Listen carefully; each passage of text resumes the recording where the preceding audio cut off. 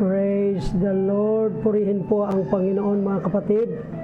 At maraming salamat sa mga oras na ito na pinagkaloob sa atin ng Diyos upang tayo pong muli ay makapag-aral ng Kanya pong mga banal na salita. Salamat po sa ating mga giliw na tagapakinig at sumusubaybay po sa programang ito. Amen. At ngayon pong hapon ay tayo po ay magpapatuloy sa pagtalakay po ng mga salita ng ating Panginoon. At nais po muna nating batiin ang ngayon po ay mga naka-tune in na po sa atin. Praise God. Meron na tayong ilan na bang viewer ito? Parang 6 na viewer, no?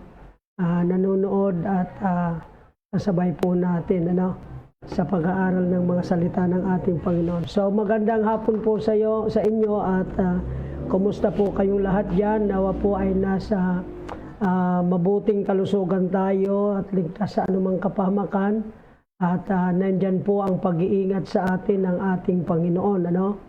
So maraming salamat sa patuloy na pagkilos ng Panginoong Diyos sa ating mga buhay.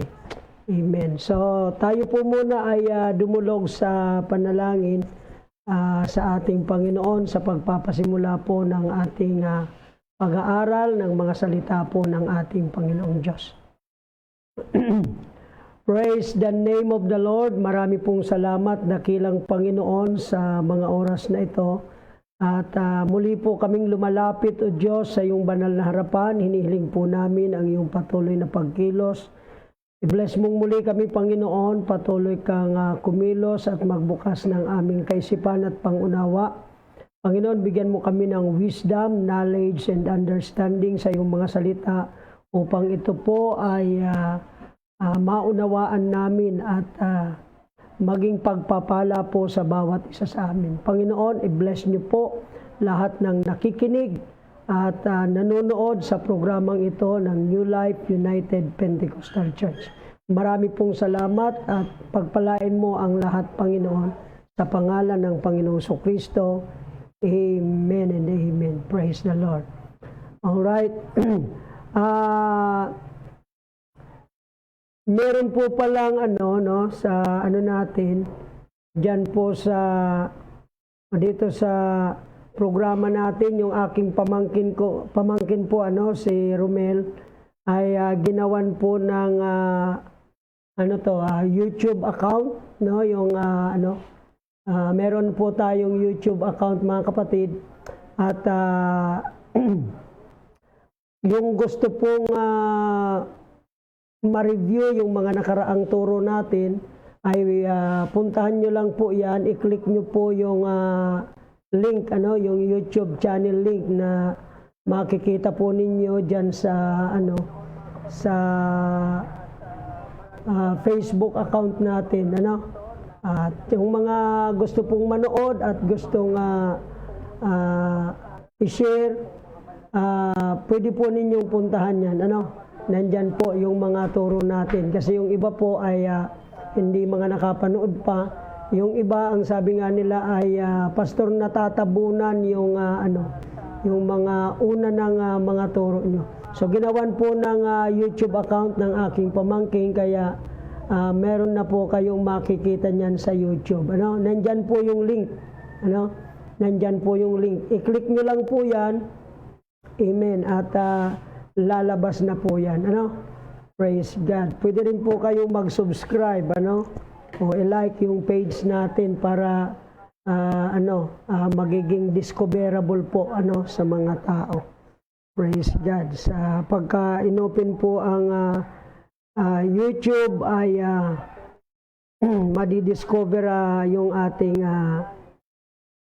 tawag nito channel, madidiscover po nila. Alright. So, bago tayo magpasimula, mga kapatid, doon sa topic natin. Actually, ang topic natin ngayon ay gagawa lang tayo ng summary muna, doon sa mga nakaraang itinuro natin about salvation, gagawa tayo ng summary Pero meron pong tanong dito, no? Tanong kahapon, no? Kasi na-late na siya, nagtanong po si Cardo, no? Nakalagay dito Cardo eh. Wala naman itong kaugnayan kay Coco Martin, ano po? So, si Cardo po ito. Yan. Pag-usapan natin itong kanyang tanong muna bago tayo dumako doon sa ating kasi ito po yung kanyang tanong, mga kapatid, ayan Pastor, how about po doon sa Genesis na sinabi niya, lalangin natin. Bakit po ginamit yung natin na word? Yan. Yung pronoun na natin, kasi tinuturo natin ayon sa Biblia, no, isa lang ang tunay na Diyos at ang Diyos ay nagkatawang tao. Piniliwanag din natin na kagabi, mga kapatid, yung tungkol po doon sa sinugo at nagsugo. So maliwanag po na ang nagsugo, ang Ama, referring to Jesus Christ sa kanyang pagka-Diyos. At ang sinugo naman, yung anak, referring to the humanity of Jesus Christ. So yan po yung maliwanag na turo ng Biblia. Now, hindi ko po yan opinion, yan po ay opinion ng Biblia. Yan po yung tinatawag na exegetical explanation po ng banal na kasulatan, yung pagtuturo ng Biblia. Hindi po natin opinion, binasa lang po natin. Kasi sabi nga natin kung ang Diyos ay higit sa isa, maraming talata sa Biblia ang makokontra, maraming talata sa Biblia ang makokontra. So maliwanag po yan, na ang nagsugo ang Ama na tumutukoy sa Panginoong Jesucristo sa kalagayan niya bilang Diyos, at ang sinugo naman po ang anak sa kalagayan ni Kristo bilang bilang tao, Praise God. All right. May mga ilang nag-message kasi sa atin, pasensya na po, mga kapatid, Okay, so tuloy po tayo, Tuloy tayo. Pag-usapan natin itong Genesis 1:26, siguro ipaliwanag natin ng yung ilang puntos dito sa Genesis 1:26. Maganda siguro basahin natin yung Genesis 1:26, Ang sabi po ng Bible, at sinabi ng Diyos, lalangin natin ang tao ayon sa ating larawan, ayon sa ating wangis. At magkaroon sila ng kapangyarihan sa mga isda sa dagat, at sa mga ibon sa himpapawid, at sa mga hayop, at sa buong lupa, at sa bawat umuusad na nagsisiusad sa ibabaw ng lupa. Sa English po, and God said, let us make man in our image, after our likeness. Let them have dominion over the fish of the sea, over the fowl of the air, and over the cattle, and over all the earth, and over every creeping thing that creepeth upon the earth. So ito pong pronoun na us at saka our, yung plural pronoun na natin at saka ating. Ito po yung itinatanong sa atin ni Cardo, bakit daw po ginamit yung salitang lalangin natin, Natin, yan po ay plural na pananalita. Bakit ginamit yung natin na salita? Okay, so yun po yung ating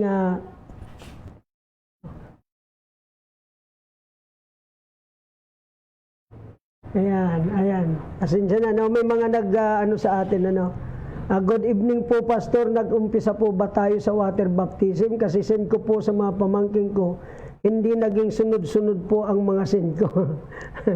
nag-umpisa po tayo sa tinatawag na New Testament Plan of Salvation. Okay, so yung mga ano po, yung mga listener natin, ngayon parang gagawan natin ng summary, yung pagtuturo tungkol sa salvation. Ano? Yung New Testament Plan of Salvation, ito po ay gagawan natin ng summary. Pero sagutan muna natin itong tanong ni Cardo. Hindi po ito si Coco Martin, ha? Cardo po ito. Parang Tagalusina ito siya, no? Tagalusina. Okay, so binasa natin yung talata, Genesis 1:26. Sa Tagalog at sa English, lalangin natin ang tao sa ating larawan ayon sa ating wangis. Sa English, let us make man in our image after our likeness.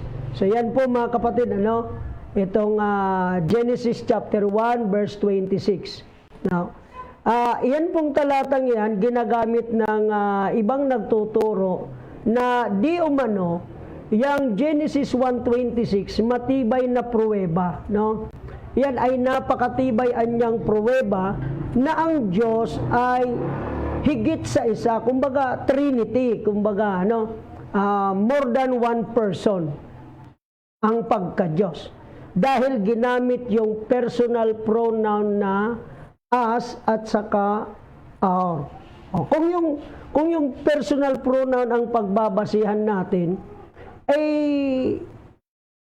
bakit pagdating sa 27, ginamit yung singular na pronoun na his, he, no? Genesis 1:27, doon na po ito sa tinatawag na actual creation, nung nilalang na ng Diyos, ang tao. Kasi doon sa 26, yun po ay plano ng Diyos, no? Lalangin natin ang tao sa ating larawan. So, plinano ng Diyos na lalangin yung tao sa kanyang larawan. Ginamit niya yung salitang natin. Pero nung naglikha na ang Diyos, ang sabi ng Biblia, so God created man in His own image. In the image of God created He them. Male and female created He him. So nakita po ninyo yung pronoun dyan mga kapatid, singular, Sa 26, plural, pero sa 27, singular. So anong ibig nating sabihin dyan mga kapatid? Meron bang contradiction sa 26 at 27? Wala pong contradiction yan. Siguro doon lang sa pagkakaunawa. Kaya yan ang ating tatalakayin, yan ang ating titingnan kung anong ibig sabihin yan. Una, tingnan natin mismo yung taong nilalang ng Diyos, no? We must look at God's image creature, which is humanity. Regardless of how we identify the various components that make up a person, He definitely has one personality and will. He is one person in every way. This indicates that the Creator, in whose image humans were made, is also one being with one personality and will. So nung sinabi ng Diyos, lalangin natin ang tao sa ating larawan, ayon sa ating wangis. Let us make man in our image. Pagdating sa 27, sinabi ng Biblia, at nilalang ng Diyos. So God created man in His. So hindi na po plural, kundi singular na. Ngayon, yun po ay paglilinaw, na hindi natin pwedeng gawing basihan porque ginamit yung personal pronoun na us at saka our, higit na sa isa ang Diyos, higit na sa isa. Kasi doon sa 27, maliwanag po na singular na po yung ginamit in reference sa Diyos.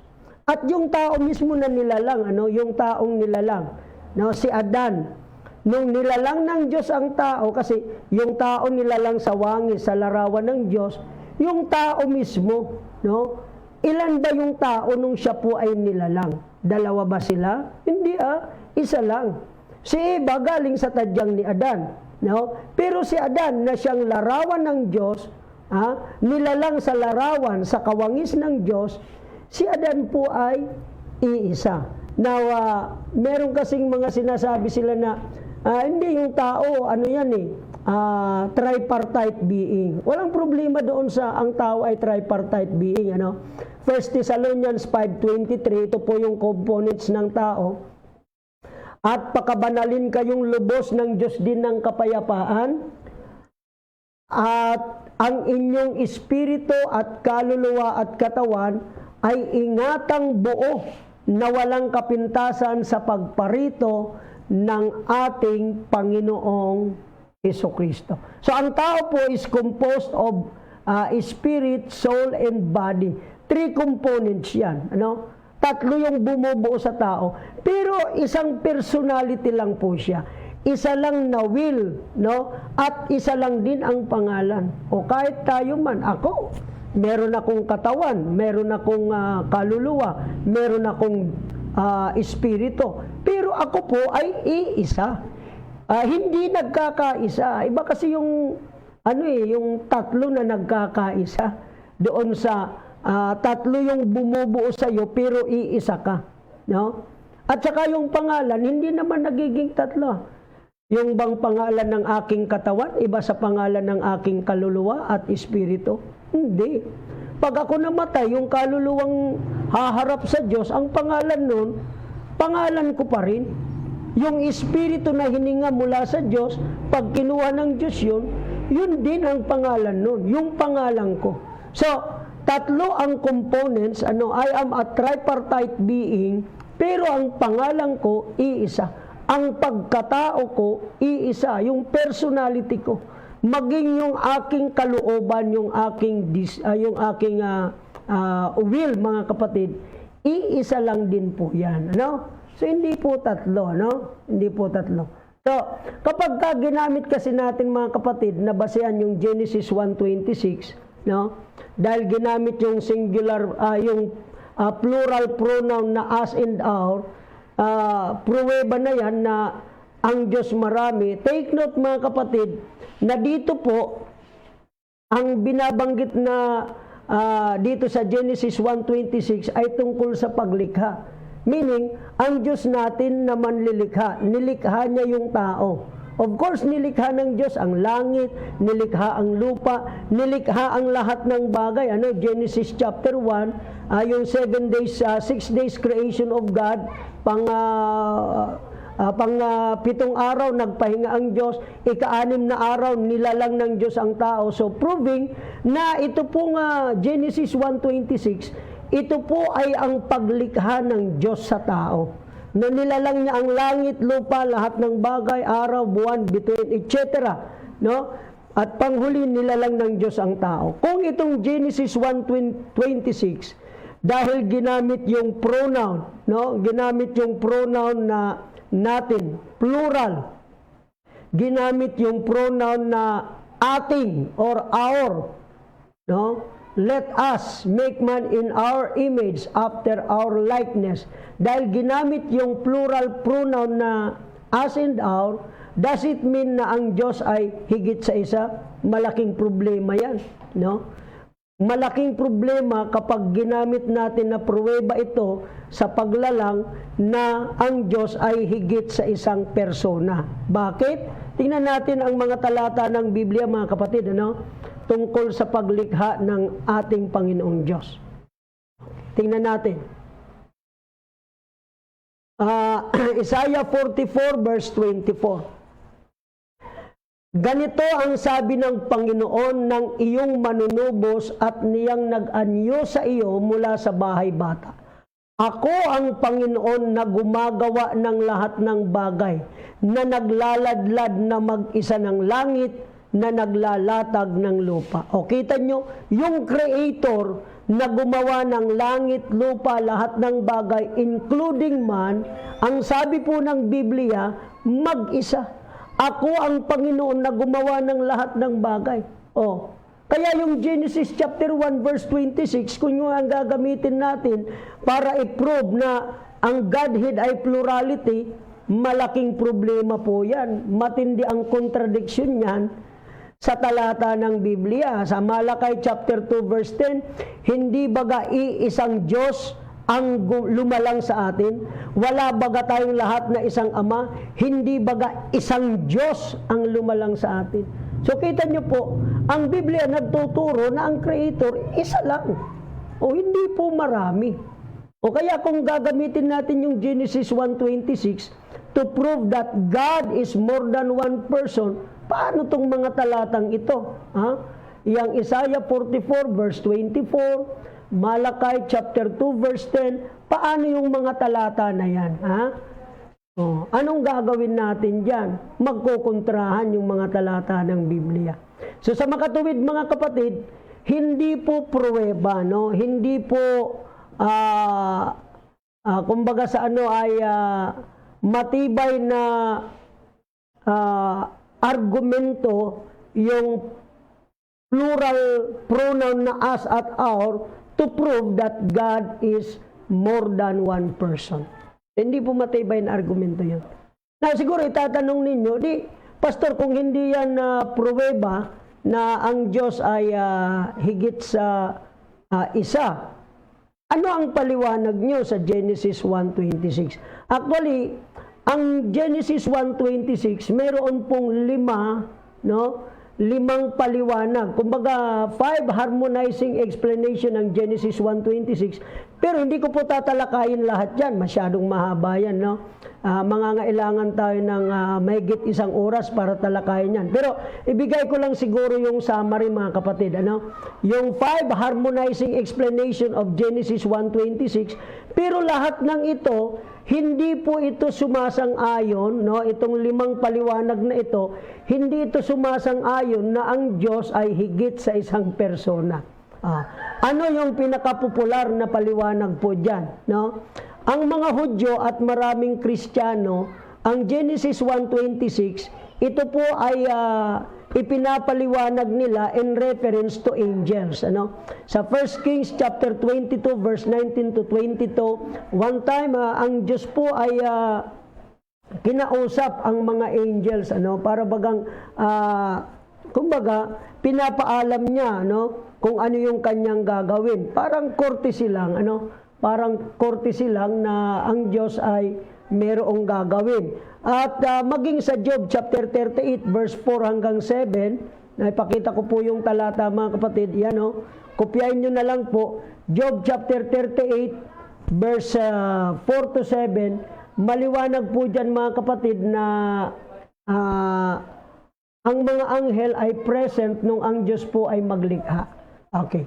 So pangalawa, ang Genesis 1:26 po is description of God counseling with His own will. Ang sabi po ng Ephesians chapter 1, no? Tingnan po natin ang Ephesians chapter 1 verse 11 kung kayo po ay may may Biblia. Ito po ang sabi sa wikang English, in whom also we have obtained an inheritance, being predestinated according to the purpose of Him who worketh all things after the counsel of His own will. Sa Isaiah kasi, ang Diyos hindi naman siya sumasangguni, no? Kung yung sinasabi natin na ang tinutukoy doon ay angel, kausap ng Diyos, ano lang yun? Kumbaga sa ay ini-inform lang ng Diyos yung mga angel. Parang ganoon, no? Out of courtesy, kasi sa paglikha sa tao, maging sa mundo, ang mga anghel ay nandoon sa Job chapter 38 verse 4 to 7. So sa isang banda naman, ang isang paliwanag po ng Genesis 1:26, yung Diyos kinounsel niya yung kanyang sarili. Kumbaga parang ganito yan sa mga salitang English, pagka sinabi natin, let us see. Tingnan nga natin. Although ikaw lang naman yung nagpaplano, pero para bagang kinakausap mo ang sarili mo, tingnan nga natin. Let us see. Yeah. So by analogy po, this is similar to a person saying, let us see, even when he is planning by himself. Ano yung pangatlo, mga kapatid? Yung tinatawag na majestic or literary plural. Sa formal speaking and writing, the speaker or writer often refers to himself in the plural, especially if the speaker is royal, no? Kabilang siya sa mga makaharing lahi, ano? Kaya kapag ang kausap natin hari, imbis na ikaw mahal na hari, ang ginagamit minsan ng iba niyan, kayo po mahal na hari. So, literary or majestic plural ang tawag po niyan. Okay, meron pang pang-apat, yung tinatawag nating pronoun simply agreeing with the noun Elohim, no? Naalala niyo po yung nakaraang itinuro ko po sa inyo, no? Na yung Genesis 1:1, yung salita pong God sa Hebreo ay Elohim. Yun pong Elohim, plural siya, pero hindi po yun plurality ng Godhead. Hindi tumutukoy sa maraming Diyos, kundi yun po ay plurality ng kanyang attributes, ng kanyang karakter, no? Mga katangian ng Diyos. Meron lamang iisang Diyos na mayroon siyang maraming katangian. So, kaya ang tawag doon ay Elohim. Ngayon, ang paliwanag po dito, no? The plural pronoun simply agrees with. Sinang-ayunan, yung plural na pronoun, no? Sinang-ayunan and sinubstitute, pinalitan for the plural noun Elohim. Imbis na ginamit Elohim, ginamit yung personal pronoun na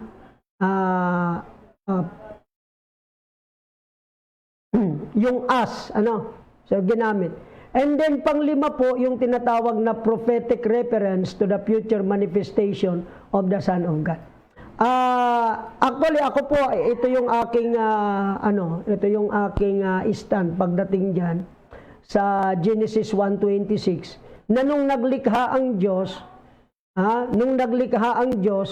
bago niya likhain ng tao, nasa isip niya na yung pagtubos, nasa isip niya na yung kanyang pagkakatawang tao, no? Bago pa likhain ng Diyos ang tao. Actually, bago pa nga po nila lang ang sanglibutan, ang redemption ay nasa isipan na ng ating Panginoong Diyos. No, tingnan nga natin yung ilang mga talatang magbibigay linaw dyan. Tingnan muna natin yung tinatawag na foreknowledge ng Diyos. Sa Romans chapter 4 verse 17, sabi po dyan, gaya ng nasusulat, ginawa kitang ama ng maraming bansa, sa harapan niya ang kanyang pinananampalatayanan sa makatuwid bagay ang Diyos, na ano raw po, na nagbibigay ng buhay sa mga patay at tumatawag sa mga bagay na hindi pa hayag na tila hayag na. Ito yung kaibahan ng Diyos sa tao. Ang Diyos, nakikita niya yung mga bagay na hindi pa hayag, ngunit sa Kanya ay hayag na.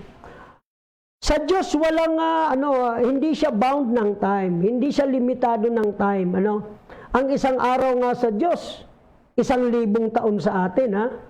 Di ba? Sabi ng 2 Peter yan, chapter 3, ang 1,000 taon sa atin, isang araw sa Diyos. At ang isang araw sa Diyos, 1,000 taon sa atin. So, hindi po natatalian ng time ang ating Panginoong Diyos. Kaya, maging yung future, nakikita na ng Diyos yan.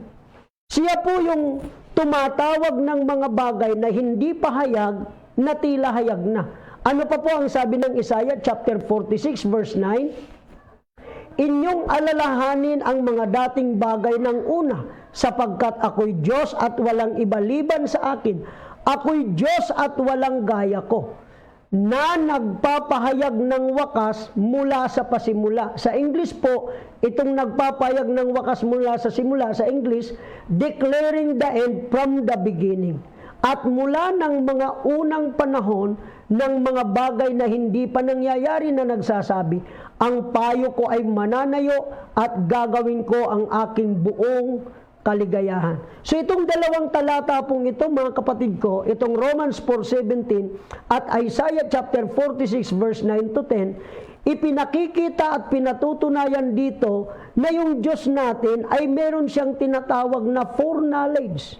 Nalalaman niya ang lahat ng bagay, Kaya nga siya ay all-knowing at nalalaman niya maging yung hinaharap. Kaya sa creation pa lamang, nakita na ng Diyos, no?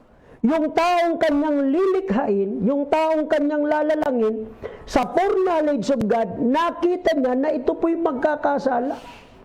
At dahil nakita niyang Diyos yun, nakita niya na rin kung anong magiging epekto sa purpose bakit nilalang ng Diyos ang tao. Diba? Kumbaga, madidefeat, matatalo yung purpose, yung layunin ng Diyos sa paglikha sa tao. Oh, bakit, Pastor? Ano ba yung purpose bakit nilalang ng Diyos ang tao? Yan Genesis 1:26, no? Lalangin natin ang tao sa ating larawan ayon sa ating wangis. Verse 27, nilalang ng Diyos ang tao ayon sa kanyang larawan. Ayon sa larawan ng Diyos siya nilalang niya sila na lalaki at babae. Sa 28, at sila'y binasbasan ng Diyos at sa kanila'y sinabi ng Diyos, kayo'y magpalaanakin at magpakarami at kalatan ninyo ang lupa at inyong supilin at magkaroon kayo ng kapangyarihan sa mga isda sa dagat at sa mga ibon sa impapawid at sa bawat hayop na gumagalaw sa ibabaw ng lupa. So yun ang purpose ng Diyos. Ang purpose ng Diyos, ang tao po ay pamahalaan ang lahat ng nilalang ng Diyos. Ano pa? Ang purpose ng Diyos, mga kapatid, ay magkaroon sila ng dominion. Ang purpose ng Diyos, sila'y magpalaanakin, kalatan ang buong lupa. Yan ang purpose ng Diyos. Let them have dominion. Magkaroon sila ng kapamahalaan. Meron pang sinasabi ang Isaiah 43 verse 7, ang purpose ng Diyos, bakit niya nilalang ang tao. Bawat tinatawag sa aking pangalan at yaong aking nilikha ay sa aking kaluwalhatian. Yaong aking inanyuan, oo, yaong aking ginawa. So ang purpose ng Diyos, bakit nilalang ang tao, ay para magbigay sa kanya ng karangalan, kaluwalhatian. Amen. So yan ang purpose ng Diyos. Ngayon, doon sa foreknowledge of God, yun ang nililinaw natin dito, mga kapatid, ano? Yung mga bagay na hindi pa hayag, sa Diyos hayag na. Yung mga bagay na hindi pa nangyayari, sa Diyos nangyari na. Foreknowledge yan, no? O gusto kong linawin yung foreknowledge ng Diyos, ano? Yung foreknowledge ng Diyos, hindi po yan nagtatalaga sa atin, no? Kasi mayroong tinatawag na doctrine of predestination. O, na ikaw anya ay nakatalaga na sa ganito, kaya kung mapapahamak ka, mapapahamak ka. Kung maliligtas ka, maliligtas ka. Ay hindi po ganoon ang turo ng Biblia. Ang Diyos mayroong tinatawag na universal will. Yung tinatawag na foreknowledge ng Diyos, naka-predicate lang yan doon sa tinatawag na kaalaman niya sa bagay na nandoon sa unahan. Pero hindi siya ang nagtatakda noon.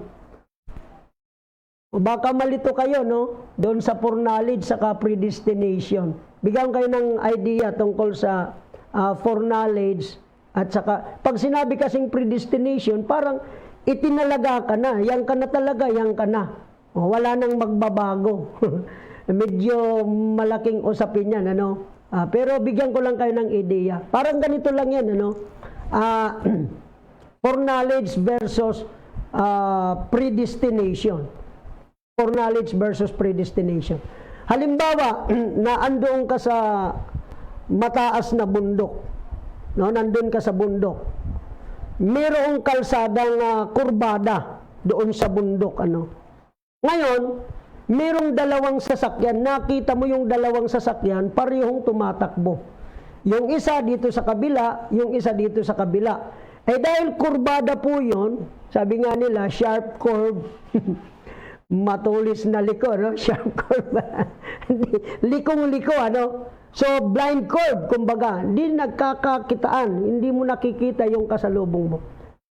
So, yung isa nagmamaniw ng kanyang sasakyan, di ba dapat sa Pilipinas, yung linya mo nasa kanan ka, no? Yun naman sa kabila, sa kanan din siya, no? Ano kayo, magkabilaan kayo. Doon siya sa kaliwa, ikaw naman sa kanan. So, yun ang O, kung pagbalik rin natin, itong isa, nandito sa kanan, ikaw naman yung nasa kaliwa. O. So yung dalawang driver, parehong nagmamaniw ng kanilang sasakyan. Ikaw naman ay nandoon sa itaas, nakikita mo sila. Yung isa, kumanan, ay kumaliwa. So nung kumaliwa siya, ano yung nakita mo? Pag sila'y magsalubong doon sa kanto, no? Doon sa kurbada na yon, dahil yung isa, pumunta sa linya nung isa, ano sa tingin mo ang mangyayari? O, di ba? So, yun ang tinatawag nating foreknowledge, no? Yung hindi pa nangyayari, naisip mo na, yun ang mangyayari. Yes, magsasalpukan yung dalawa. Bakit? Kasi lumipat yung isa sa linya nung isa. Magsasalpukan yun. O ang tanong, yun bang taong nandoon sa itaas ng bundok na nakita yung ginawa nung isa, siya ba yung nagtalaga? Siya ba yung nag-predestined sa mangyayari sa dalawa? Hindi. Nakita niya lang. Yun ang ibig sabihin ng foreknowledge. No? Ang Diyos ay nalalaman ang bagay na darating, pero hindi siya ang nagtatakda. No? Hindi siya yung nagtatakda kung anong mangyayari sa iyo. Amen. Meron siyang tinatawag na universal will, pero depende po yan sa iyo. Meron tayong tinatawag na free will. Kung gusto mo, mangyayari yan. No? Kung susundin mo yung kalooban ng Diyos, makakabuti sa iyo. Pero kung ayaw mo, yan, nasa sa iyo yan. So yun po ang ibig sabihin natin dyan. Alright. So, tingnan natin, balikan natin yung, kasi ang issue natin sa Genesis 1:26, tutuklasin natin, aalimin natin, sino yung kausap dito ng Diyos sa kanyang paglikha. Now, nabanggit ko po sa inyo, mayroong tinatawag na 5 view na nagpapaliwanag tungkol po dito sa Genesis 1:26. Yung as doon, referring to angel. Pangalawa, yung as doon ay referring sa Diyos na kinakausap niya yung kanyang sarili. He is counseling His own will. Pangatlo po, yung majestic or literary plural. At pang-apat po, yung pronoun na sinang-ayunan yung noun na Elohim. Yung tawag sa Diyos, pangalan, Elohim, noun, ina-agree niya. No, yung Elohim kasi is multiple attributes of God. So inagree ngayon, and then imbis na gamitin yung Elohim, ginamit yung plural pronoun na as at saka our. And then panglima po itong tinatawag na prophetic reference to the future manifestation of the Son of God. Sa akin po, personally, ito yung aking stand dyan, yung panglimang view. No? Na sa paglikha, ang Diyos iisa, pero sa isipan ng Diyos, nandun na yung Kristo. Hindi sa kalagayang magkasama sila, kundi plano nasa isipan ng Diyos. In fact, sinabi ng John chapter 1 verse 1, in the beginning was the Word, and the Word was with God, and the Word was God. Yung pong word doon, sa Greek word ay logos, meaning plan, plano, Parang alam niyo yung playwright, Yung mga gumagawa ng dula, Meron ng buong dula sa isipan nila, Meron ng buo. Kaya lang pagka magtatanghal sila, doon lang nila lalagyan ng parang engineer. Yung engineer, meron nang nandyan sa isipan nila kung anong itsura. I-sketch nila yon, and then sa kaya actual. Parang ganun, sa paglikha, ang Diyos nakita niya na, dahil ang Diyos mayroong foreknowledge. Nakikita niya yung mga bagay na hindi pa hayag, na tila hayag niya. I-declare niya, declaring the end from the beginning. Sa pasimula pa lang, yung katapusan, sinabi na ng Diyos. Ipinapahayag niya yung wakas sa pasimula pa lang. Anong punto mo, Pastor? Ang ibig kong sabihin, sa paglikha pa lang, alam na ng Diyos kung anong mangyayari. Yung taong lalalangin niya, nakita na ng Diyos kung anong gagawin nito. Yun po ay dahil sa kanyang foreknowledge. Yung plano ng Diyos na lalangin ng tao, masisira yun.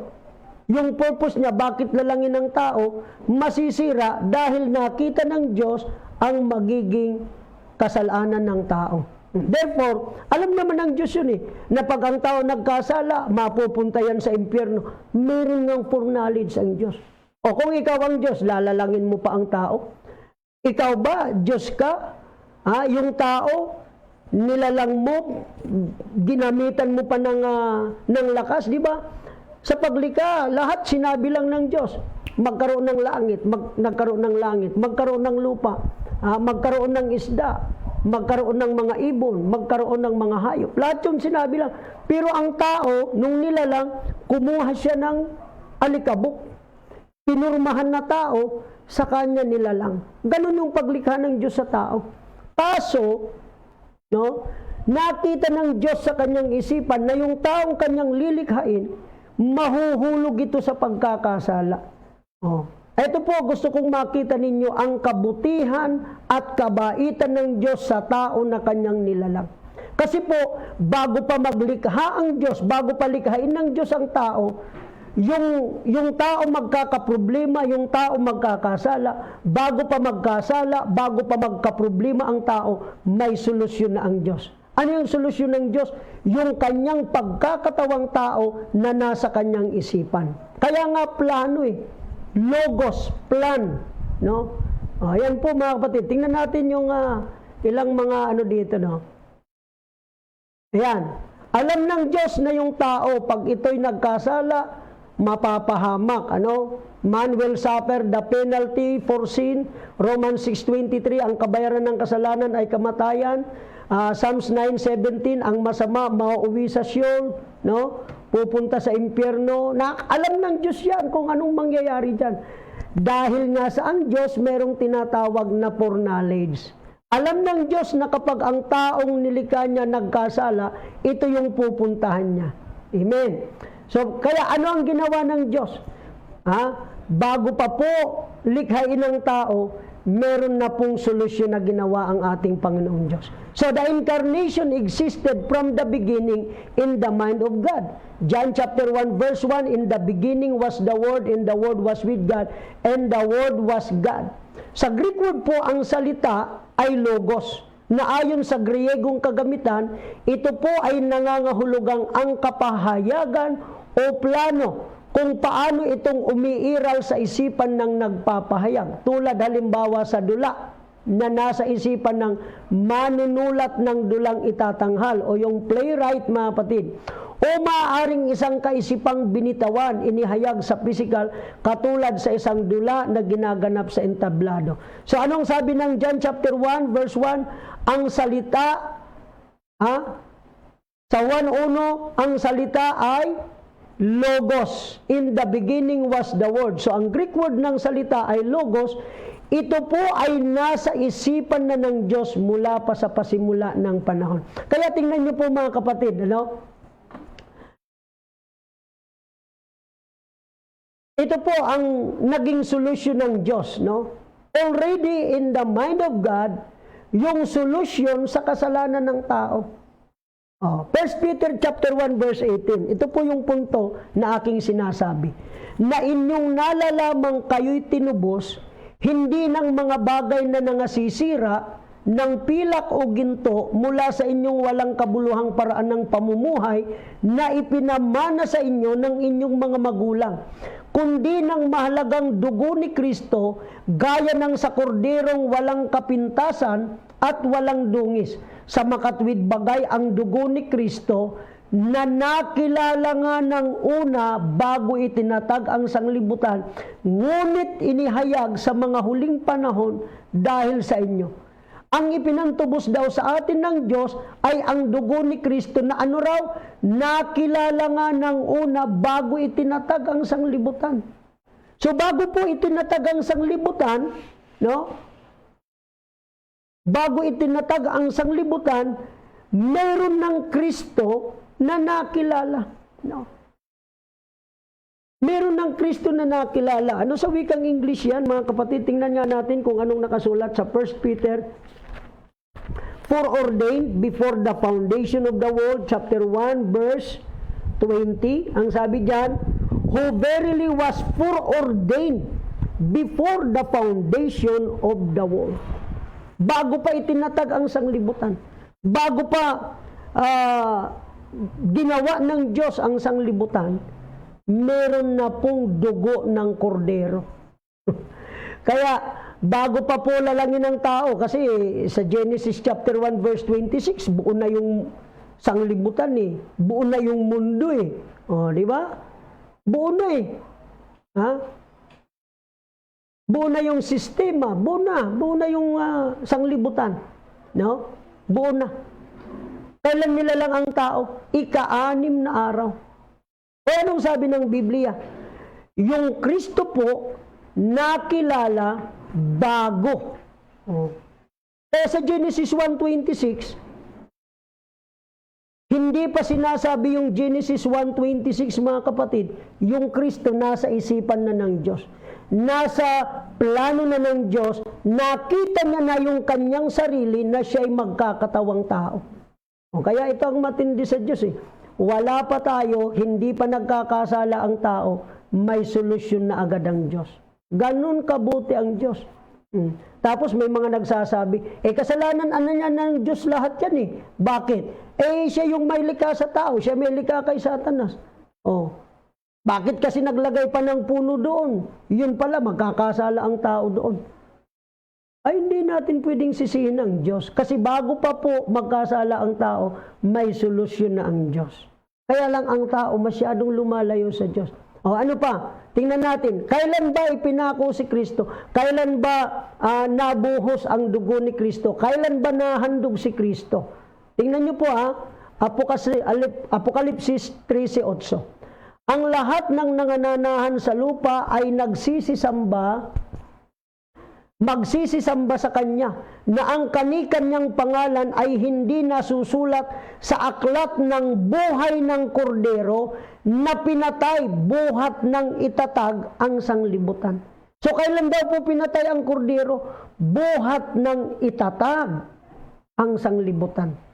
O yung Kristo pala, no? Buhat ng itatag.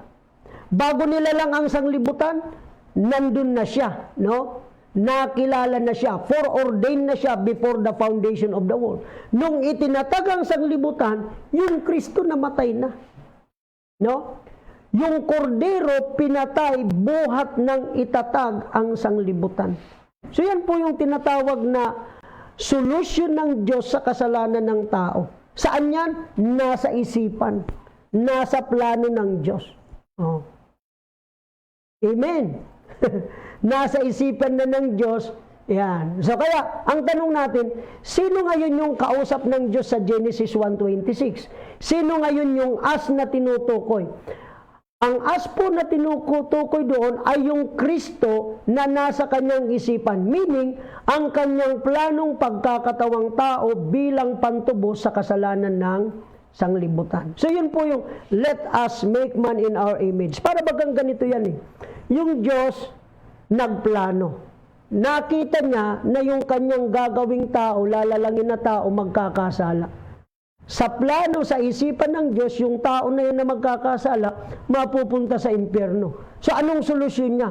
Nakita niya sa isipan niya na siya'y magkakatawang tao. At yun ang pagtubos na gagawin niya sa tao. O kaya, parang may pagsang-ayon din yun doon sa kinounsel niya yung kanyang sarili. Okay, let's see. Tingnan natin. Parang ganun eh. Let us see.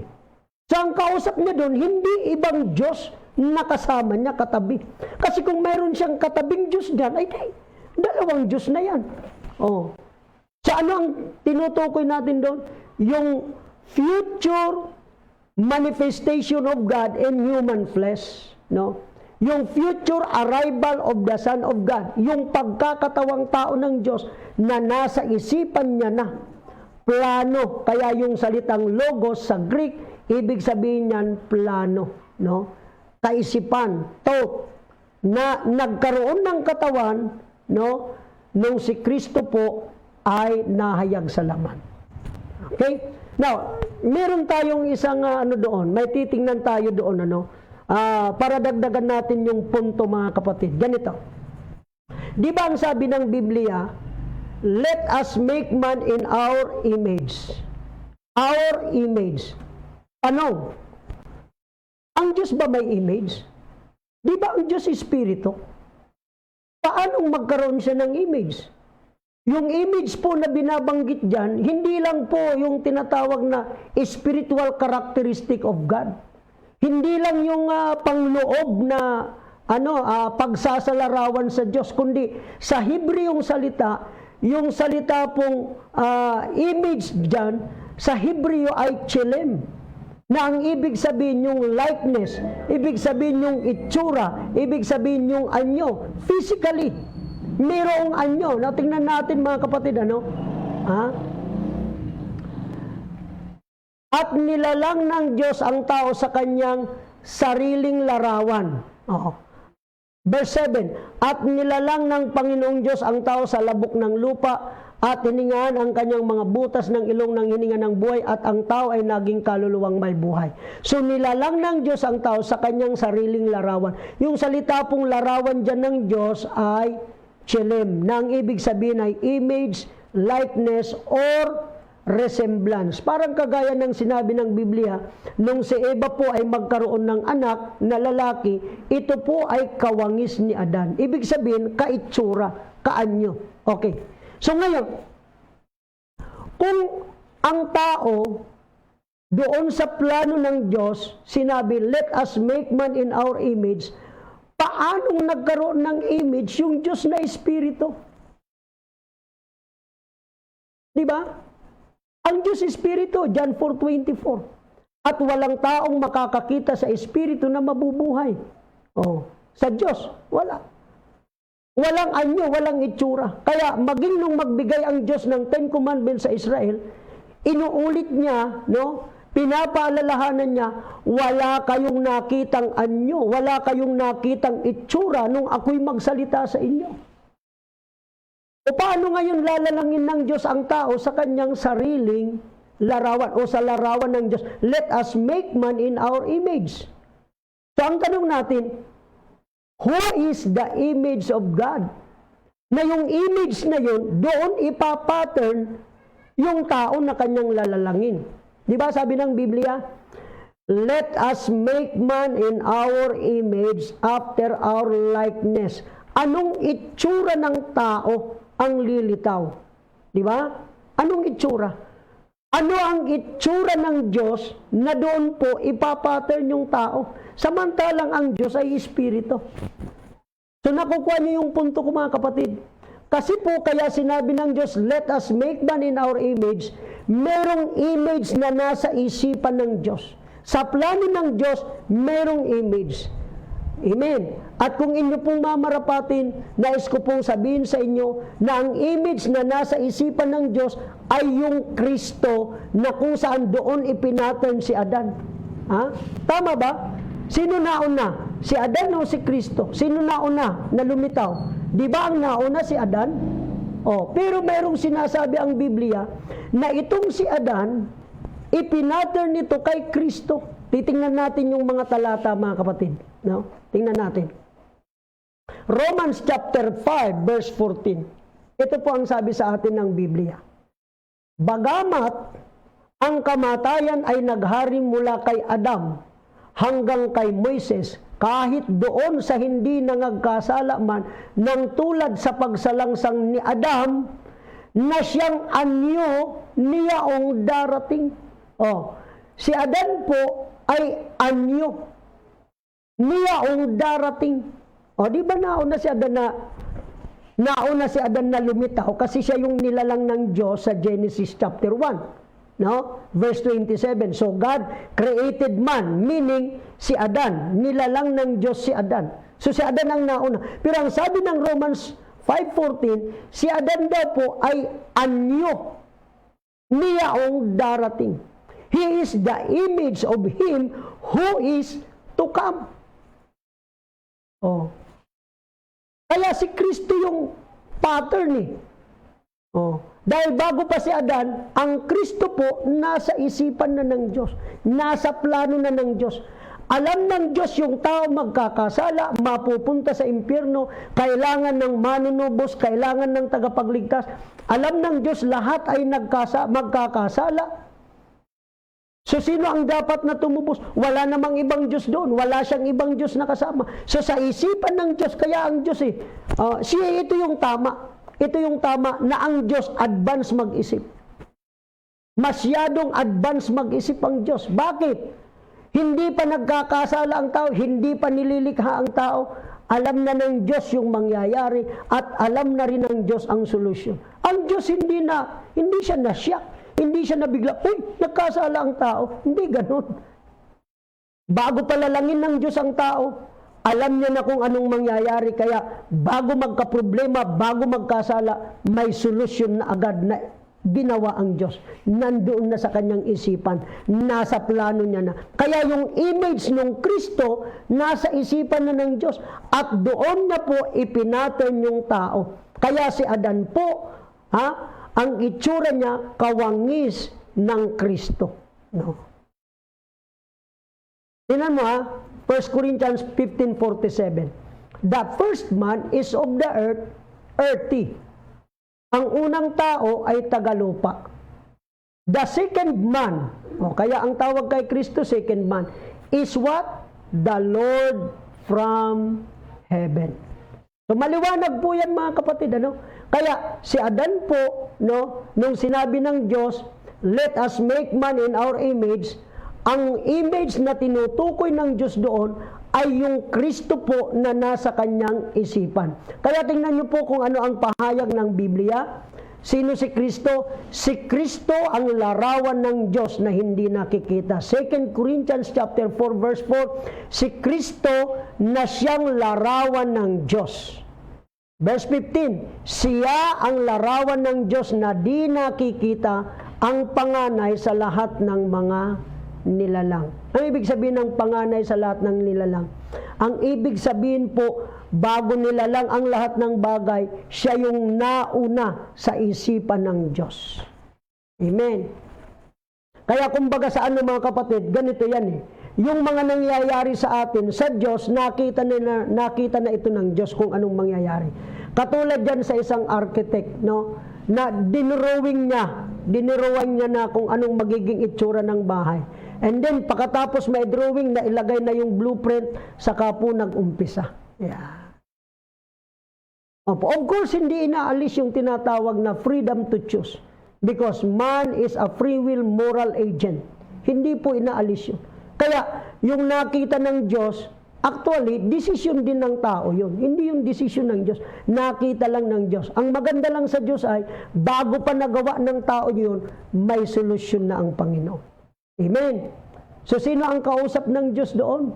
Yung Kristong nandoon sa kanyang isipan.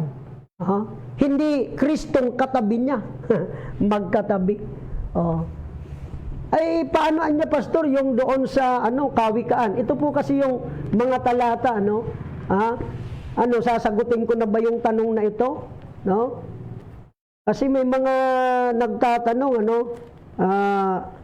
sabi nila, nung kami nagpuprograma sa radyo ng bayan, yung doon,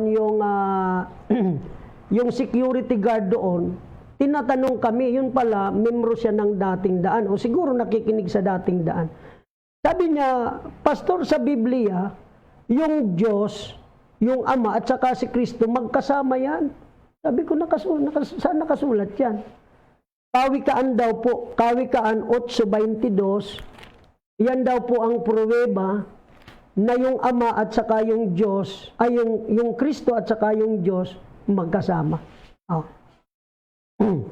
Tingnan natin yung yung Kawikaan 8:22 hanggang 31, Hindi ko muna ito ipapaliwanag ng gusto, pero bigyan ko lang kayo ng simpleng idea tungkol dito. Ito pong Kawikaan 8:22, at narinig kong turo ng dating daan yan. Ito yung pruweba nila, pati mga Trinitarian. Ito raw pong Kawikaan 8:22 hanggang 31, ito ay matibay na pruweba, patunay na mayroong magkasamang Diyos dyan. Hindi lang isa. Kasi ganito yan. Inari ako ng Panginoon sa pasimula. The Lord possessed me in the beginning of His ways. Before the works of old. Tagalogin na lang natin. Ako'y nalagay mula noong araw, mula nang walang pasimula. Bago nilikha ang lupa, ako'y nailabas nang wala pang mga kalaliman, nang wala pang mga bukal na sagana ng tubig. Bago ang mga bundok ay nalagay, bago ang mga burol, ako'y nailabas. Samantalang hindi pa niya nililikha ang lupa, ni ang mga parangman, ni ang pasimulaman ng alabok ng sanglibutan, nang kanyang itatag ang langit, nandoon ako. Nang siya'y maglagay ng balantok sa balat ng kalaliman, nang kanyang pagtibayin ang langit sa itaas, nang maging matibay ang mga bukal ng kalaliman, nang bigyan niya ang dagat ng kanyang hangganan upang wag salangsangin ng tubig, ang kaniyang utos, nang kanyang iayos ang mga patibayan ng lupa, nasa siping niya nga ako. Nasa siping nga niya ako. Ako na gaya ng matalinong manggagawa, at ako ang kanyang ligaya sa araw-araw, na nagagalak na lagi sa harap niya, na nagagalak sa kanyang tinatahanang lupa, at ang aking kaaliwan ay sa mga anak ng mga tao. Then I was by him, as one brought up with him, I was daily his delight, rejoicing always before him. Ito po kasing Kawikaan, chapter 8, verse 22 to 31, ito po ay tumutukoy sa wisdom. Yung wisdom, bago nilalang ang lahat ng bagay, nandoon na po siya. At ngayon, dahil yan ay tumutukoy sa wisdom, itatalon nila yan doon sa Korinto, na sinasabi ng Biblia, Christ is the wisdom. Dito po sa unang Korinto, Kapitulo 1:24. But unto them which are called both Jews and Greek, Christ the power of God and the wisdom of God. Yung Diyos niya at saka si wisdom magkasama. Bago nalabas ang mga bundok, bago ginawa yung mga patibayan ng lupa, lahat ng yan, bago yan, nandoon na ako. Kasama niya ako. I was His delight. Kasiping niya ako. Kaya yun nga sinasabi nila, yun daw Ama at saka si Kristo magkasiping. Magkasama, yun ang ibig sabihin. Kaya lang minsan yung paggagamit ng salita, minsan double meaning, hindi magandang ano yan.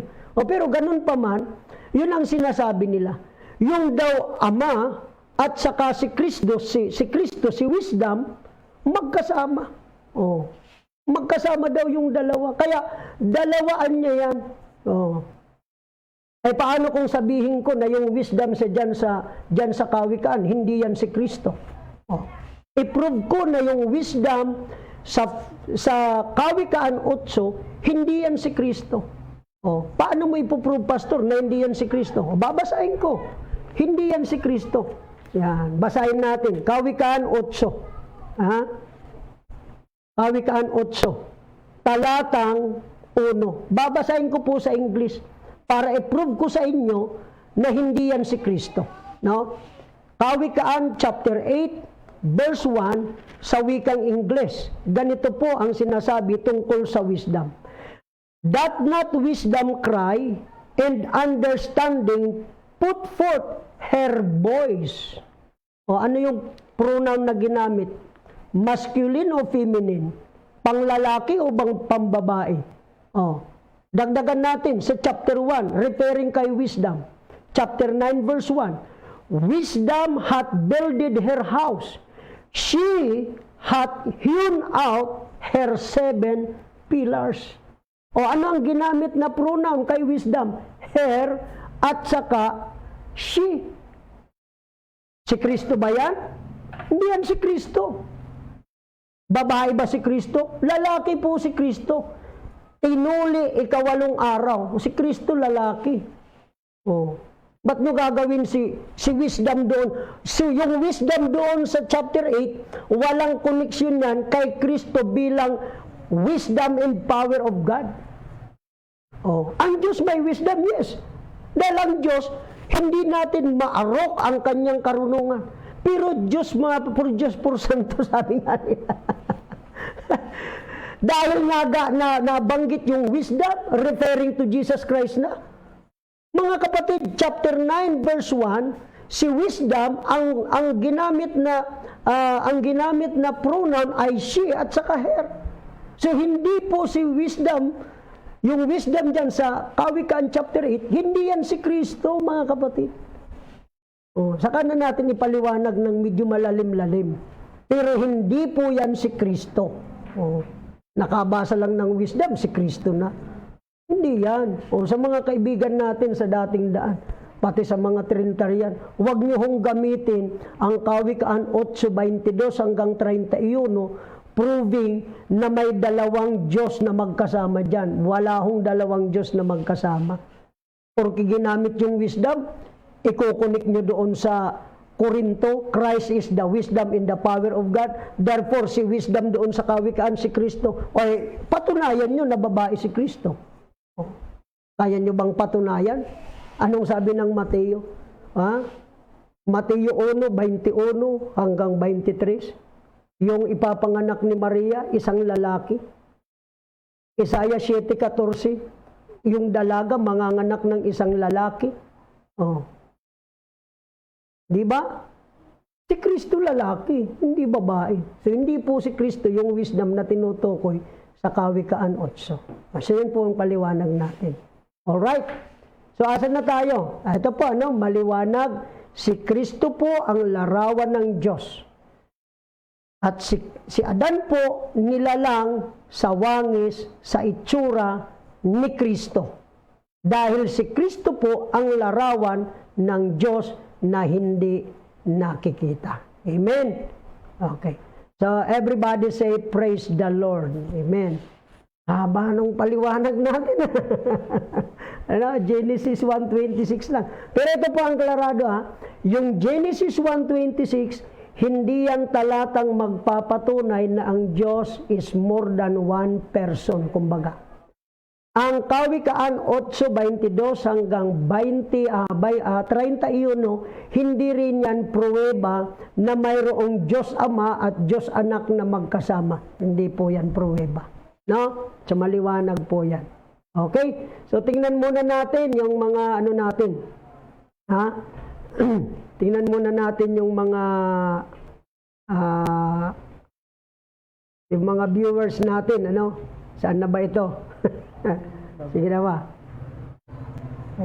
Salamat sa Panginoon. Genesis 1:26, merong 5 doon, merong 5 harmonizing explanation doon. Pero ako po, personal, stand ko po dyan, yung pang-5. Pang-5 po yan. Alin man doon sa 4 ang gamitin nyo, it's okay. Wala namang problema yun. Basta sa akin lang, yun po yung aking pagkaunawa, na nung naglikha ang Diyos, siya ay mag-isa. Pero sa kanyang paglikha, sa kanyang plano, nandun na yung plano na siya ay magkakatawang tao para tubusin ang tao sa kasalanan. At yan po ay base doon sa kanyang foreknowledge.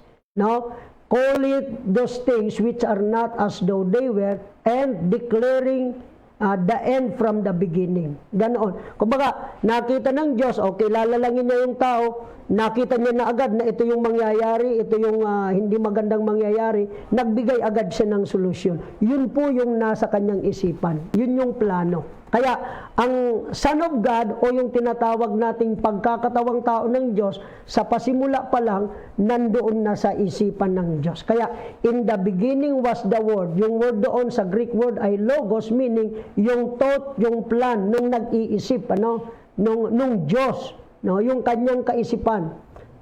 Pagdating ng panahon, nagkaroon ng flesh. Kaya sabi ng verse 14, and the Word was made flesh. The Word was made flesh.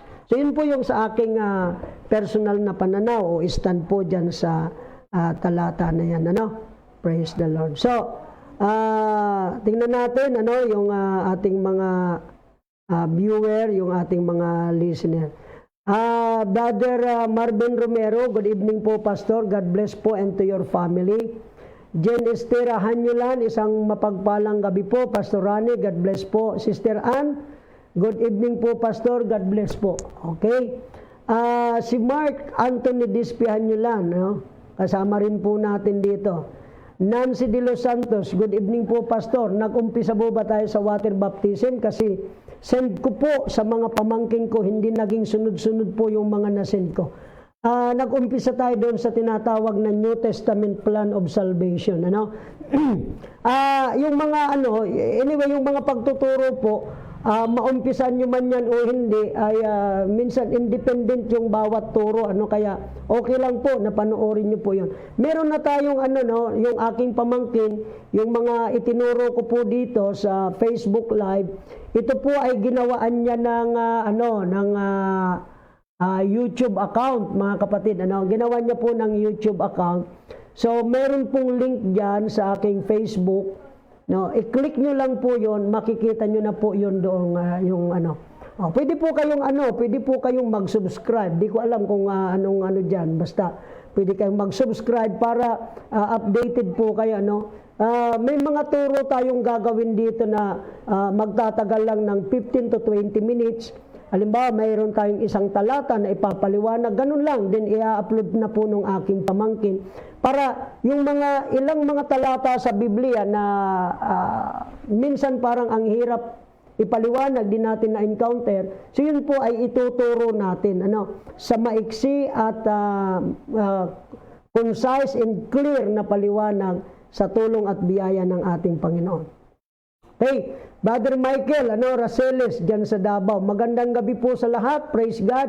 God bless you always, Pastor Rani Kumita. Maraming salamat sa sinasabi nyo na God bless. Binibless talaga tayo ni Lord. So God bless din po sa inyo. God bless me, God bless you. God bless everyone.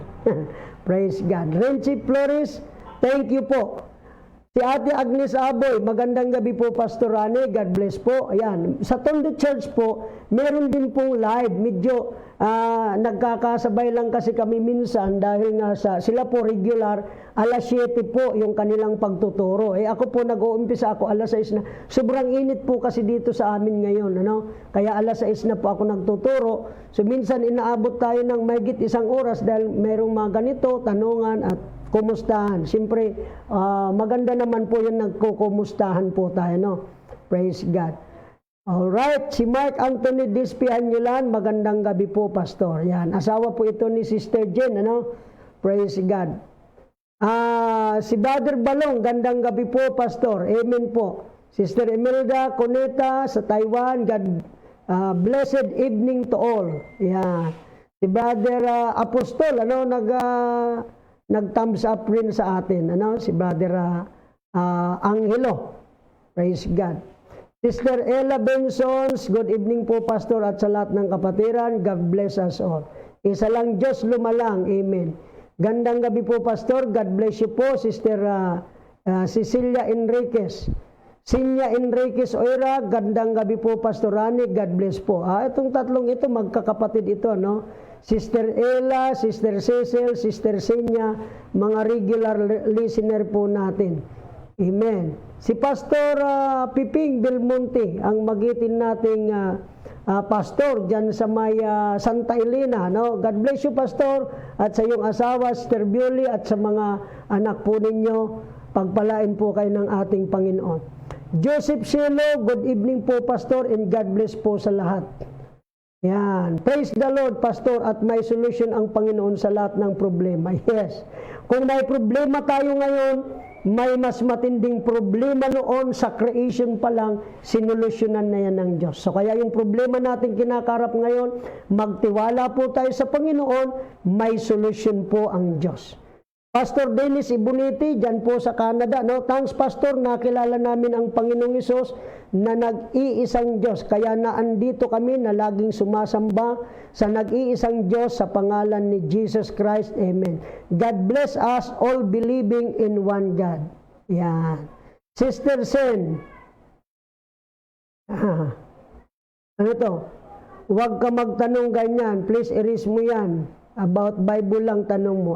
Okay. So dito po sa natin, ang tanungan natin sa Bible lang, sa science, sa math, na huwag kayong magtatanong dyan sa akin.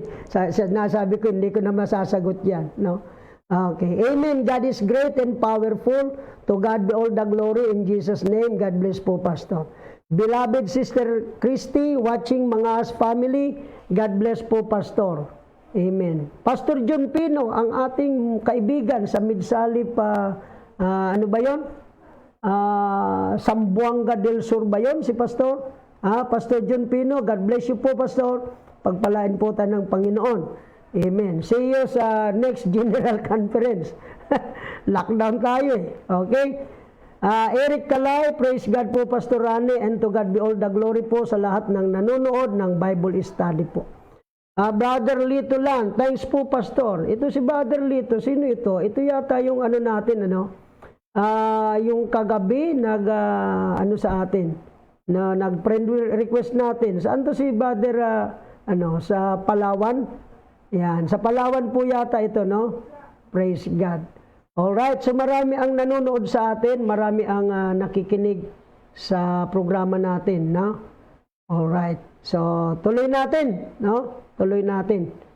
Praise God. Yung iba nagtahinga muna yata, ano? Ayan, meron tayong, ilan ba to? Okay, meron pa...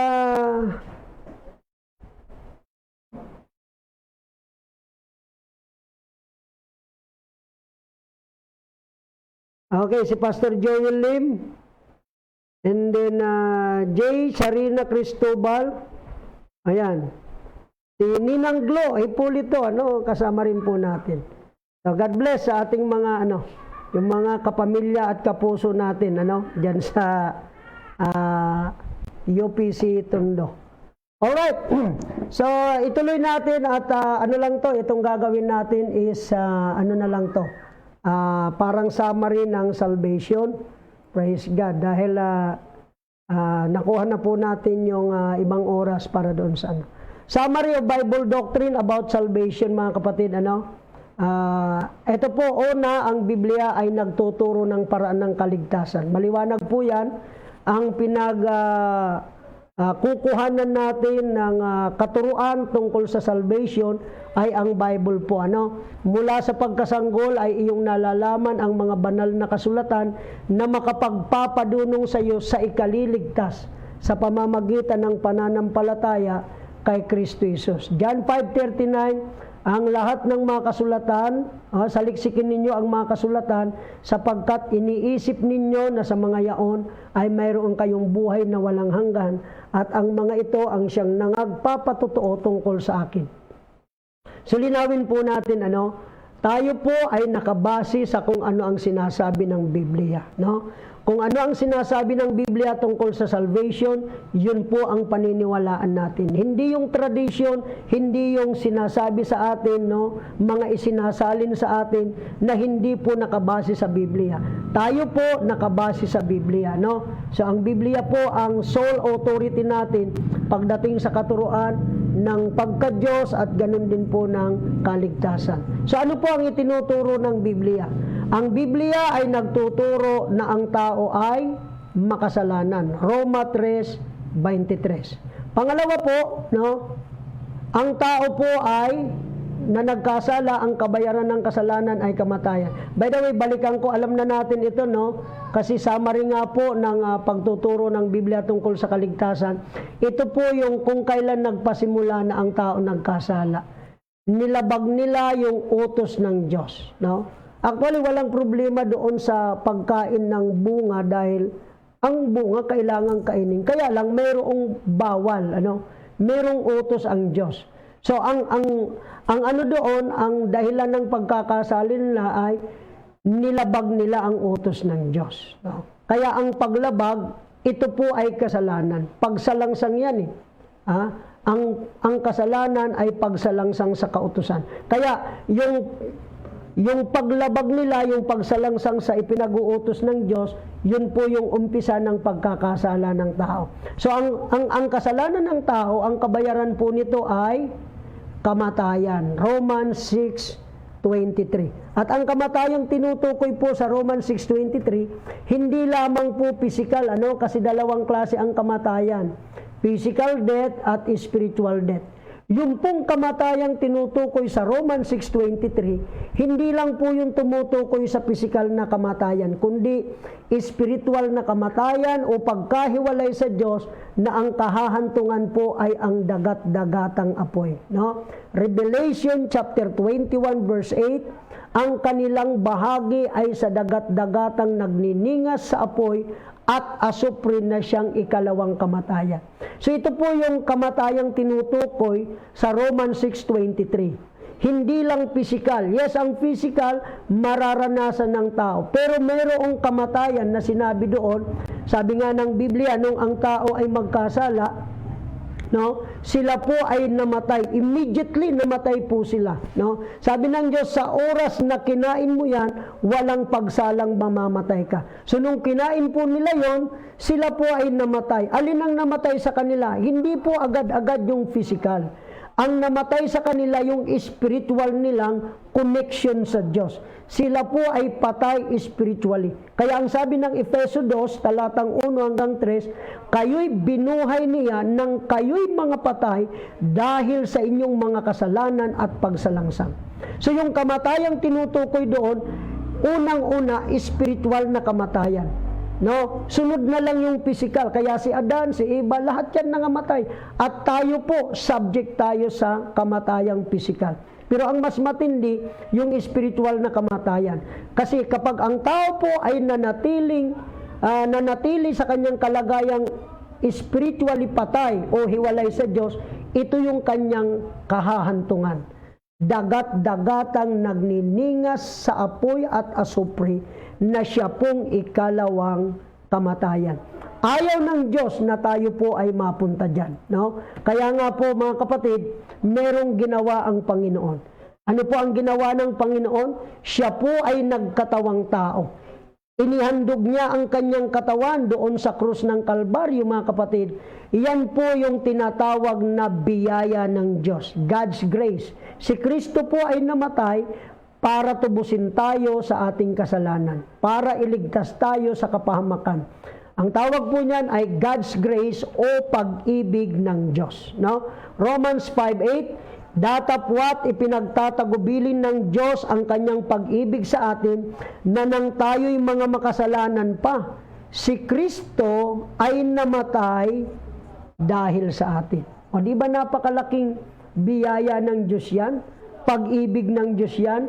Nung tayo'y makasalanan pa, si Kristo ay namatay dahil sa atin. Yung kamatayan ni Kristo sa krus, hindi yung kamatayan dahil sa ginawa niya, sa kasalanan niya. Wala. Si Kristo lang po ang taong hindi nagkasala. No? Dahil siya po ay ipinanganak na buhay sa mundong ito, hindi para gumawa ng kasalanan. Ang purpose niya, bakit siya narito, ay upang iligtas ang sanglibutan, upang iligtas tayo. O, diba, kahapon tinalakay ko yan. Bakit ginamit yung salitang sinugo?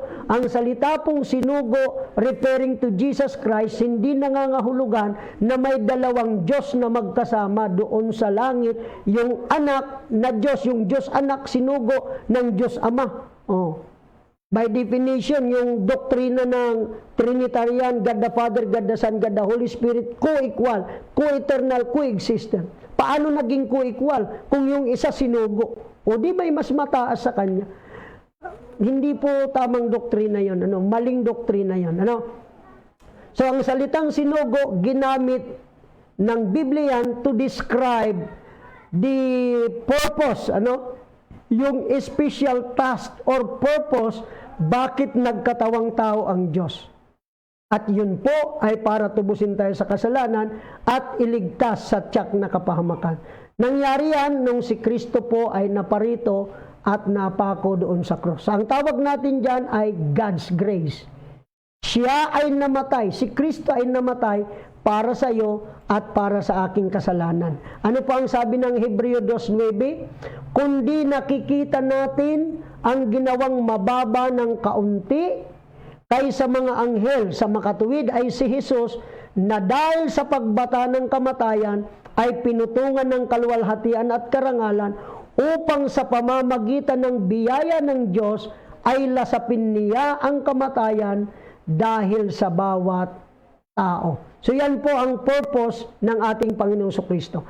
Ang tao nagkasala at ang tao ay papunta sa kapahamakan. Ngayon, para masatisfied yung hinihingi ng batas ng Diyos, dapat may mamatay, dapat may dugong mabuhos. Yan po ang ginampanan ni Kristo. Si Kristo ay namatay para sa iyo at para sa aking kasalanan. Ngayon, ang tanong ng iba ay, o di tinubos na pala tayo ni Kristo. Mayroon na palang namatay para sa ating kasalanan. O di wala na tayong gagawin. Ay no, hindi mga kapatid. No? Yung pagtubos ni Kristo parang ganito yan eh. Yung isang taong nakakulong, pinardon. Nagkaroon ng presidential pardon. Halimbawa, parang sa kulungan, bigyan ka ng halimbawa, halimbawa, yung taong nasasakdal sa kasalanan, nandun siya sa kulungan, hinatulan ng, sabihin na natin na habang buhay na pagkakabilanggo. Ang tanging makapagsasalba sa kanya, yung tinatawag na presidential pardon. So, nagkaroon po ng presidential pardon, pinirmahan ng presidente na yung taong nakakulong, binibigyan na ng kalayaan. Tanong, nung pinirmahan nyo ng Pangulo, malaya na ba siya? Ha? Ano mga kapatid, malaya na siya o hindi pa? Ha? Meron ng pinirmahang kautusan na siya ay palalayain. Pero kahit buksan na yung pintuan ng kulungan, sinasabihan na siyang malaya, kung hindi rin siya lalabas doon sa kulungan, kahit bukas ang pintuan, nakakulong pa rin siya. Anong ibig mong sabihin, Pastor? Sa salvation po, may ginawa ang Diyos. Naparito siya, nagkatawang tao para tubusin tayo sa ating kasalanan. Ngayon, meron din naman tayong gagawin para yung pagtubos ng iyon ay magkaroon ng epekto sa atin. Anong gagawin natin? Ang gagawin natin ay mag-response tayo sa pamamagitan ng pananampalataya. So sa pamamagitan ng pananampalataya kay Kristo, magkakaroon tayo ng buhay na walang hanggan. John 3:16. So ito po yung tinatawag nating man's response sa pagliligtas ng Diyos. Ang tawag dyan ay faith. At dinefine natin ang faith dati mga kapatid, na ang tunay na pananampalataya ay yaong may pagtalima o pagsunod sa ipinag-uutos ni Kristo. John 3:36. Dahil sa Old Testament nga po, ang totoong pananampalataya, nakikita yan sa pagsunod sa ipinag-uutos ng Diyos. Kagaya sa panahon ni Noah, si Noah at ang kanyang pamilya sumunod sa utos ng Diyos na gumawa ng daong. Pumasok sila doon, dumating yung tubig. Yung mga hindi sumunod, napahamak, pero yung sumunod ay naligtas. Sino pa yung mga halimbawa natin? Si Lot. Sabi ng Diyos, umalis kayo sa Sodoma at Gomora. Umalis sila, pero yung asawa ni Lot, sabi ng Diyos, huwag kayong lilingon. Yung asawa ni Lot, lumingon. So nakita nyo yung epekto ng hindi pagsampalataya, katumbas po ng hindi pagsunod. Si Lot, sumunod dahil nanampalataya siya sa Diyos, naligtas siya, pati yung dalawa niyang anak. Sino pa yung mga halimbawa natin? Ang Israel, nung sila'y nagpahid ng dugo sa may doorpost. Kaya walang namatay sa kanila sa mga panganay sa Israel. Bakit? Sinunod nila yung utos ng Diyos. Si Moises at ang Israel, nung sila po ay tumawid sa dagat na pula. Sabi ng Diyos, huwag kayong huminto, tumuloy kayo. So sila ay tumuloy, nahati yung dagat, tumawid sila. Pero yung mga sundalo ni Paraon, lahat sila ay nangamatay. So maliwanag po mga kaibigan at mga kapatid, na ang proper response natin sa pagliligtas ng Diyos ay pananampalataya na may pagsunod. Amen. So ngayon, sa New Testament, may ipinag-uutos ang Diyos na dapat nating susundin. Unang-una, ipinag-uutos niya, magsisi. Anong ibig sabihin ng pagsisisi? Pagtalikod o desisyong hihinto ka na sa kasalanan. Utos ba ng Diyos yan? Utos po ng Diyos na tayo ay magsisi. Acts 17:30, ang panahon ng kahangalan ay pinalipas na nga ng Diyos, datapwat ngayon ipinag-uutos niya. So utos ng Diyos yan, na mangagsisi silang lahat sa lahat ng dako. So yan po, utos ng Diyos yan, dapat nating gagawin. Ano pa ang utos niya? mangagsisi kayo at mangagbautismo ang bawat isa sa inyo sa pangalan ni Hesukristo. O sabi naman ng iba, ay hindi yan, utos ni Pedro yan. Nilinaw ko na po yan mga kapatid. Ang utos ni Pedro ay utos ng Diyos sa pamamagitan niya. 2 Peter chapter 3 verses 1 to 3. Utos ng Diyos yung utos ni Pedro. So, hindi po nag-utos si Pedro sa sarili niyang kagustuhan at kaisipan, no? Sabi ng 1 Peter 1:20 to 21, yung Diyos daw po ay yung mga tao, no, nagsalita ayon sa Espiritu Santo, no? Sila po ay inspired by the Holy Ghost.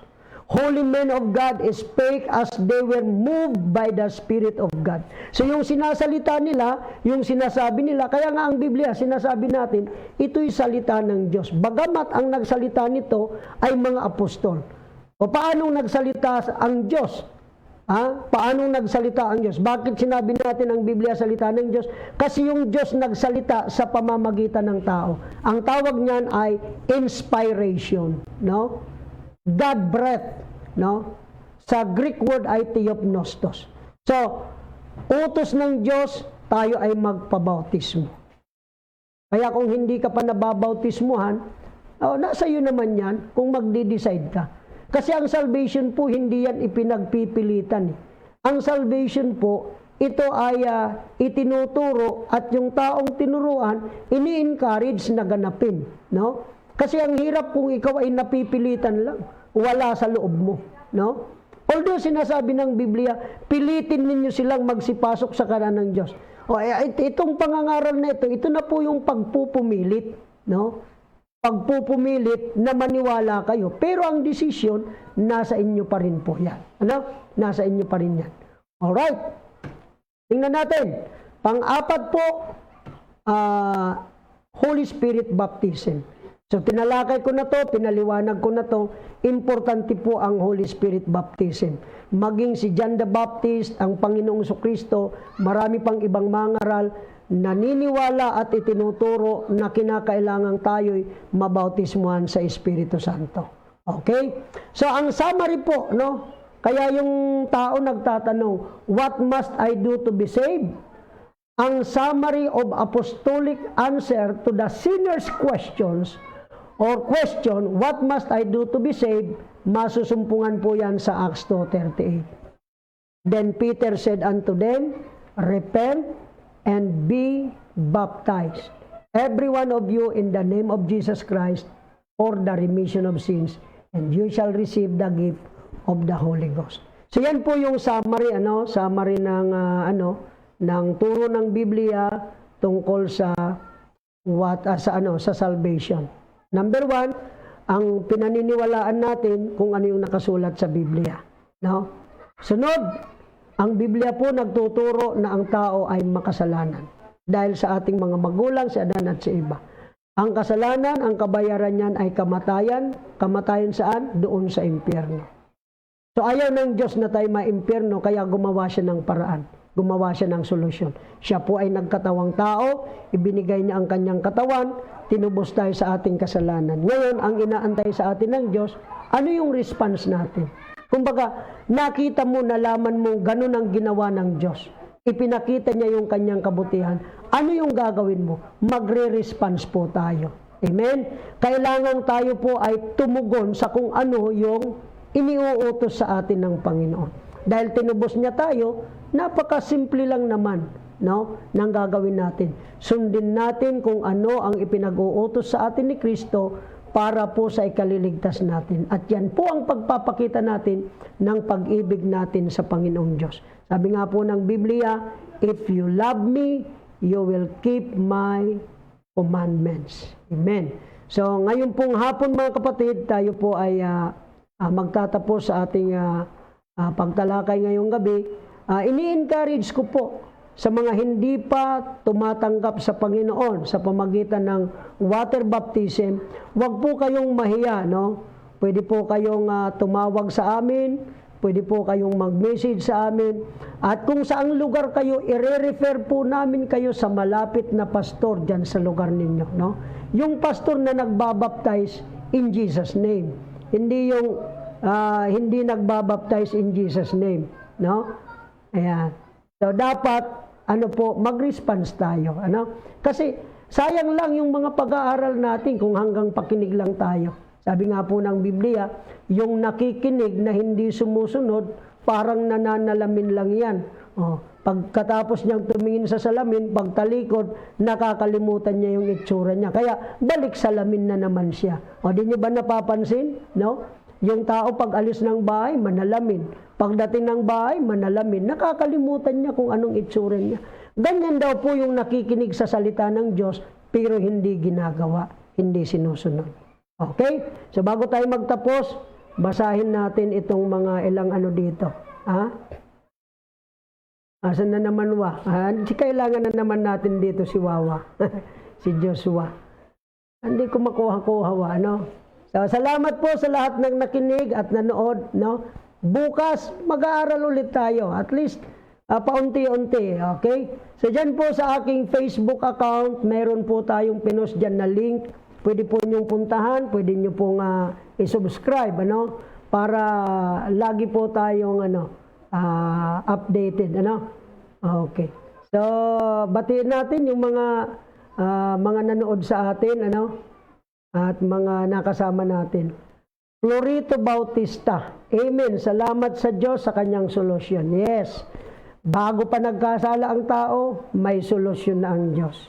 Brian Mendoza Sumalinog. Si Pastor Brian, ito, no? Yung galing kay sa ministry ni Pastor Alex, naging pastor po, si Pastor Brian Sumalinog.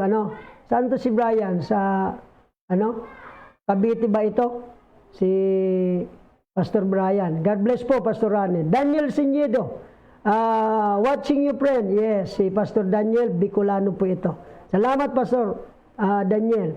Beloved Sister Christy. Tama, Pastor. No? Thank you for watching, Brother Richard Rabi Gomez. Yan, mga ini-invite po nila na makinig sa atin.